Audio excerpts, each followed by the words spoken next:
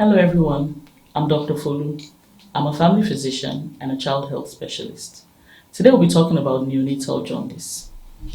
Now, neonatal jaundice or jaundice in the newborn is a condition in which there is yellowing of the mucous membranes of the body, such as the eyes and those found in the lips.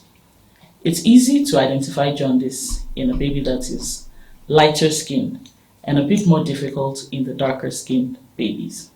So jaundice is caused by an increase in the pigmented substance called bilirubin in the baby's blood. And this can come as a result of several things. First of all, infections in the baby that are caused by infections that the mother has acquired even during pregnancy can cause development of neonatal jaundice.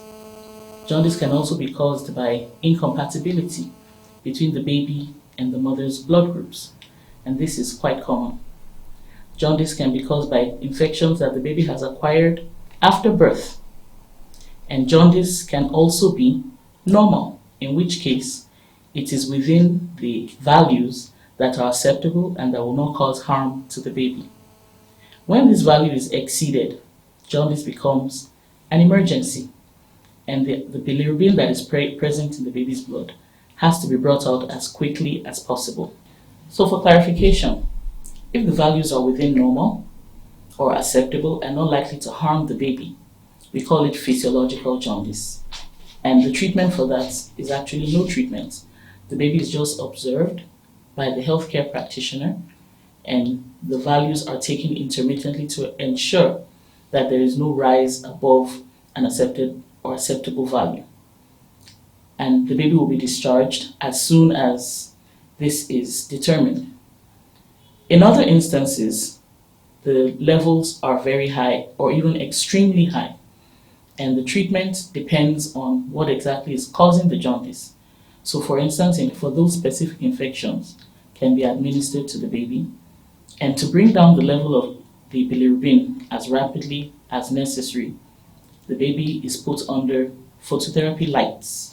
And these lights serve to change the bilirubin pigment into a substance that can be passed out in the urine because it is water soluble.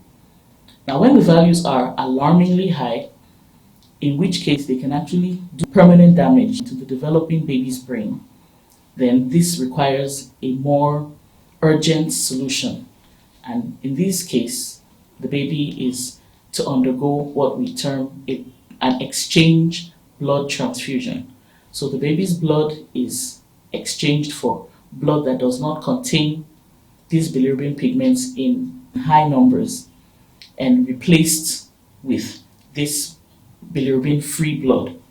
And this is done as a medical emergency.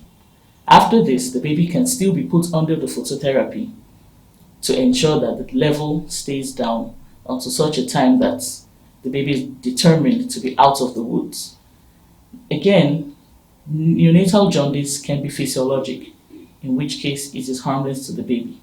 When the levels are alarmingly high or increasing more rapidly than expected, then we term it severe neonatal jaundice, in which case intervention is absolutely necessary to prevent severe brain damage to the developing baby. Thank you.